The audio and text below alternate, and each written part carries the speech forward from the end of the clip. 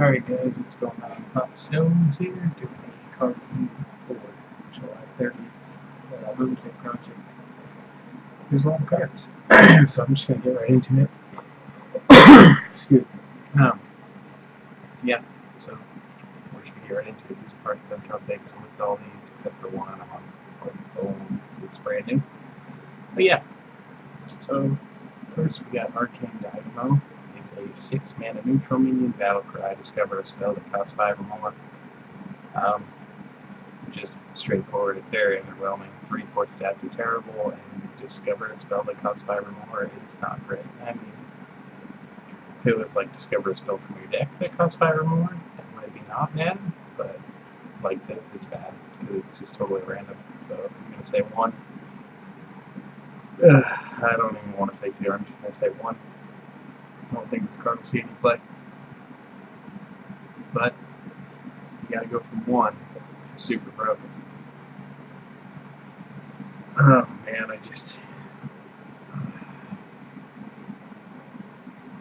feel like I don't know what they're fucking doing with this set, really. You got this Druid card right here, Dreampetal Florist. It's a 7-mana minion. It's 4/4, it's really bad stats, but at the end of the turn, reduce the cost of a random minion in your hand by 7. So this is like an Emperor Thorson on crack almost. And now with Juicy Psych Melon, which gets you 8, 7, 8, 9, 10. If you're not playing Togwaggle, if you're playing like Malagos or something, you can get this minion plus your Lich King and Malagos or your Hadronox, and I mean, it's just, it doesn't make any sense to me. They literally have to just want to see the world burn and only play Druid, because Druid has got the most broken cards this set. It really does not make sense. This is an obvious 5-star card, and if you think otherwise, I just really don't know what the thought process is, because it's not like they have, once you get to 7 mana, your next card's going to cost anywhere from 1 to 3, or 3 to 0 at the lowest, you know, the one that you want to play, and it's a minion, it's not a spell, so it's guaranteed the minion. It's just, it's super nutty, it doesn't make any sense to me. I don't know, someone's going to have a talk with these guys. They're going to nerf cards soon, but the worst part is, you know, they're not going to nerf the new cards because they want the packs to sell, so they're going to end up nerfing like Malagos or, you know, things like that. But it's just, it's bad. I'm not looking forward to the Druid meta, but whatever. 5 stars guaranteed, no doubt. Then we're going to move on to E.M.P Operative, a 5-mana neutral minion battlecry destroy mech. Also garbage. This battlecry is good, especially opening week when it's going to be a lot of mech synergies running around, everyone testing out. But 3/3 for 5 mana is not that good. I mean, you get Galacta Crawler, which is a 2-mana 2/3, and it destroys Pirate, and gains +1/+1. And this is 5-mana 3/3 destroy mech. Gain nothing. It's just not very good. I don't even want to. I don't know how it's got 3.6 rating. I don't even want to say that. I'd say 2 at best, maybe even a 1. It's just the stats aren't worth it. And it's only really good if the opponent's just magnetizing 1 mech. In that sense, it's okay, but it's not great. I don't think it'll see a whole lot of play except for the first week. Then we move on to Meterologist. There's a lot of iffy cards today and a couple of broken ones. So, Meterologist, battlecry for each card in your hand, deal 1 damage to a random enemy. The card art on this looks really cool, I can't lie about that. I really like how it looks, but 6-mana 3/3 with Arcane Missiles, or 2 Arcane Missiles, or even 3 Arcane Missiles, you know, which would be greater Arcane Missiles. Saying you have a full hand at that point, but it's just really not that great, because it's all random damage, and the 6-mana 3/3 isn't that great. Like in Big Spell Mage, you are going to play this because even though you hold your hand a lot, you don't want to spend a 6-mana turn doing random damage. You'd rather Blizzard or Dragon Fury, or Meteor, things like that. I really, I don't see a lot coming from this. Probably another 2-star card, but the artwork's really sick, so yeah. Then we got Necrium Vial. 5-mana rogue spell, trigger friendly minions, Death Rattle twice. They're really trying to push this Death Rattle rogue, and this card doesn't have a lot of good reviews because it's 5 mana for basically play dead twice, which would be 2 mana in that sense, but it's 1 card. I don't know, it's got potential. The cost on it's really high, but triggering twice could be pretty good. You know, if you have like a Devil's Or 8, you slap this on it, you get 2 5/5s, so you get 10/10 stats for 5 mana in that sense. Or like if you have a good Viral Rock Spraying or something like that. I think this card's got potential if Death Rattle really does anything, but at the same time I don't have that high hopes for it, so I'm going to give this a 3-star, but it's got potential, that's for sure. I wouldn't count this out. I feel like Death Rattle will play it, but it's nothing too crazy. And we got Omega Mind. This is a 2-mana Shaman minion, 2/3 Battlecry. If you have 10 mana crystals, your spells have lifesteal this turn. I don't know, I mean, it's got a good stat line, 2/3 per minion's pretty good, so you could just throw it out there on 2/2 if you have it. Your spells having lifesteal isn't horrible if you're playing it in like a control shaman, or even in Shutterwalk, because you play this. Say you don't have Shutterwalk on a 10, because that would be the dream, But so you get this, and then you Lightning Storm or Full Board, or you Volcano. You're gonna get a lot of health back. So you can definitely throw 1 or 2 of these in, something like that, like a control-oriented or Shadowwalk to get extra healing for your late game.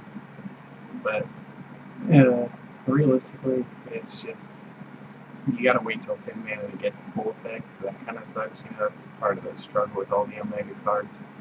But I'd like to see play.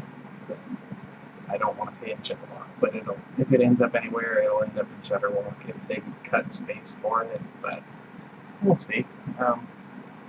I'd say, I don't want to say 4, but I feel like 4 is a good number. It's either 3.5 or 4, because, the 10 mana battle cry takes forever, but when you get to that, it'll be pretty good. Other than that, it's just like a river Crocolisk without it, so it could be better, but it could be worse.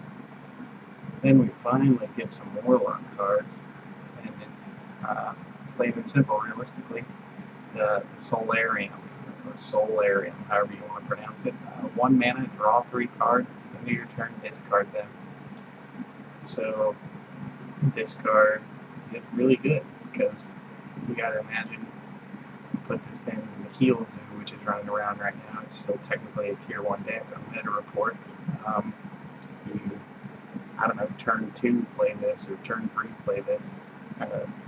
Even better, you play Keleseth on 2, this on 3, you draw yourself a couple of 1 mana minions and something that heals you, and a happy ghoul, this card will generate value. In worst case, you discard a couple of them if it was that bad. But in Zoo Warlock, this card will be really nutty, and everything else is probably not that great. But you could play it in Discard Warlock. Discard Warlock is pretty trash, and I don't think it'll ever be meta. But if you were trying to make Discard Warlock work, I assume you would play this, because worst case, you draw 3 cards, and then you get rid of them. You ditch 3 cards, just like that. You're that much closer to your quest, and you don't have to waste any of the cards in your hand. So this card will definitely see play, especially in Zoo. I think it's a really good card. I'm going to say 4, just because it can only go in Zoo. It's not really a control card, I don't think. I mean, it could be, but it would be like a late game thing. But I'd say 4 just because it's mostly a Zoo card. But that's just my opinion. It could end up being 5 stars. If you play in control, you spend 1 mana and you play 2 of the cards you draw, and you discard 1 more. But if you're playing it in control, you run the risk of playing this and drawing Gul'dan and discarding Gul'dan, which is ultimately usually a win condition, so I don't know if that would be worth it, but I think this card will see a lot of play, at least in Zoo. And then we've got this new guy, Seaforium Bomber. Battle cry, shuffle a bomb into your opponent's deck. When drawn, it explodes for 5 damage. I just see this as Elic support, augmented Elic, because you shuffle 2 bombs into their deck. They take 10 when they draw the 2, but realistically, this card probably won't see a whole lot of play because the stats aren't bad, 5/5 for 5 mana. It could be worse, but it could be better. Sorry about that. But yeah, it could be better in that sense, but really you're just gonna clog them up. I don't know if it's like what's it's called, like spiders and stuff like that. When you draw and it does something, you can draw again. If not, it also stops it from a draw. If it does, it's a lot less good. But I really don't think this card will see too much play except for like meme decks and stuff like that. Augmented Elics and I don't know, lab recruiters and yada yada, stuff like that, where you just shuffle things in and keep playing them and just keep bombing them down. But I don't think this card is too great. I'll say 3 stars, but it's probably won't see a lot of play, so more or less a 2. But it's got potential if you want to meme them, or in arena it'll probably be pretty good. 5 mana, 5/5 is not horrible, and it deals damage, so it's not bad there. But yeah, we'll see. Then the last card for the day, Void Analyst. Another Warlock card, sadly. Disappointing. 2 mana, 2/2 Death Rattle, give all demons in your hand +1/+1.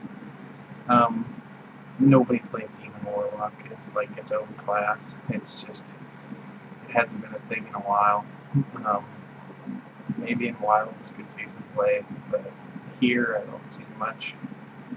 There's just not enough going on, and you just gotta play this 2 mana 2/2 and buff up some cards in your hand. It's almost like a Grim Street Outfitter or whatever, the 2 mana 1/1 guy who buff your hand if you're playing Demon Lock. It's not that good. You have to basically play a deck around this and open it early and random assortments and stuff like that. But I don't know, I guess we can see if it works out, if Demon Lock makes a comeback, but I don't have too high hopes for that. But you never really know. They still got a few more Warlock cards to announce, and they could push things over the edge. I mean, look what they're doing with Druid, It's unfathomable almost, but that's okay. Yeah, so this is all I got for you guys today.